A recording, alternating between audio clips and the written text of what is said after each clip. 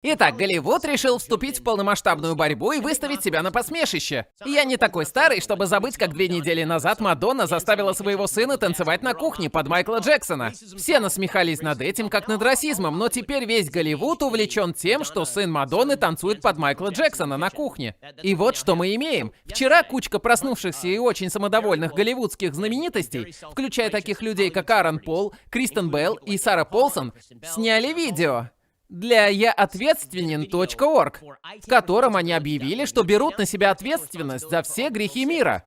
Они, как Иисус этого момента, они собираются взять ответственность за все грехи мира на свои плечи и тем самым устранить дисбаланс во Вселенной. Я бы сказал, что для актеров они играют не очень хорошо, за исключением Аарона Пола, который действительно доводит эту роль до 12 из 10. Например, в конце этого видео Аарон Пол полностью превращается в Джесси Пинкмана и кричит на камеру о жестокости полиции, о том, как полиция убивает людей. А Джулиана Мур предполагает, что чернокожих людей полиция убивает на улицах.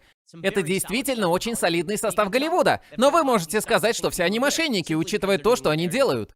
Я не сомневаюсь в искренности их чувств по поводу смерти чернокожих, потому что каждый порядочный человек чувствует это. Я сомневаюсь в искренности видео, в котором они берут на себя ответственность за все грехи мира и предлагают никогда больше не рассказывать плохих шуток. О, они не расскажут плохую шутку и не будут стоять в стороне и наблюдать за жестокостью полиции. Были ли они членами полицейского департамента? Присутствовали они при убийстве Джорджа Флойда? Что-то я не помню там Сару Полсон. Та еще была бы история, если бы Сара Полсон там стояла и ничего не делала.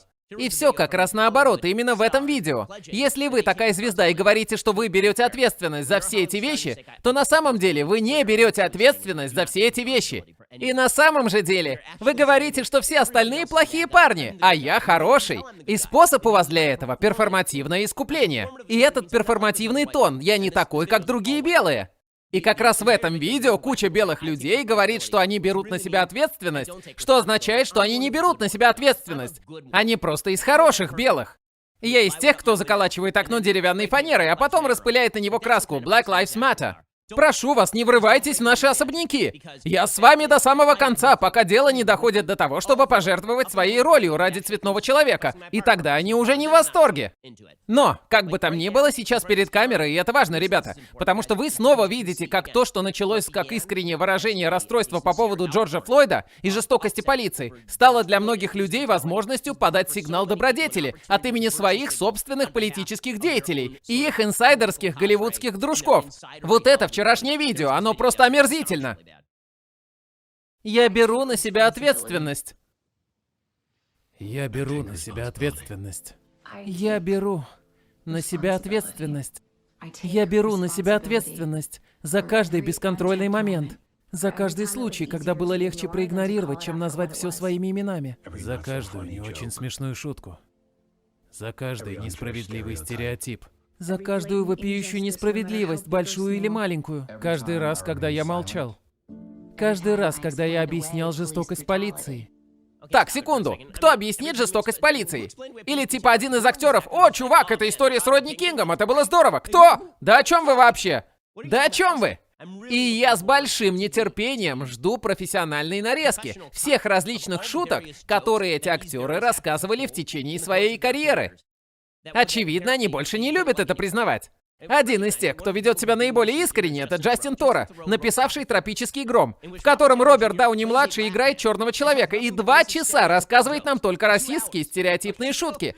Да мне было наплевать на все это, пока вы, ребята, не решили, что стоит сигнализировать об искренности. О, знаете, я сегодня не наносил макияж, и я тоже не брился. И это значит, что я абсолютно искренен. Я не остановлю видео, пока мы не доберемся до Аарона Пола. Мой коллега Мэтт Уолш вчера сказал об этом замечательную фразу. Он назвал это «Соревнование на «Я беру на себя ответственность». Как долго вы сможете смотреть видео, пока его не выключите? Продолжим видео, пока не дойдем до оскароносного выступления Аарона Пола в роли очень обеспокоенного белого человека. Каждый раз, когда я объяснял жестокость полиции или закрывал на это глаза, я беру на себя ответственность. Черных людей убивают на улицах. убивают в их собственных домах. Это наши братья и сестры. Так, секундочку, мне жаль, что на этом я вынужден остановиться, чтобы опровергнуть. Ладно, представление о том, что чернокожих людей убивают полицейские в их собственных домах, это просто нонсенс. Чушь полнейшая. Полиция застрелила в прошлом году, по данным Вашингтон-Пост, 1004 человека. 250 из них были чернокожими. Все были вооружены и оказали сопротивление. Черные люди не подвергаются массовым убийствам белыми людьми в своих постелях. У Дэйва Шапелла есть комедийный спецвыпуск. Он, очевидно, может говорить все, что хочет, он комик. Я не сторонник цензуры в отношении комиков. Они комики, они могут говорить все, что угодно. Это комедия. Но Дэйв Шапелл делает серьезное заявление, в котором говорит, что любой, кто пережил этот кошмар, герой. И я просто думаю про себя. Хорошо, есть 42 миллиона черных американцев.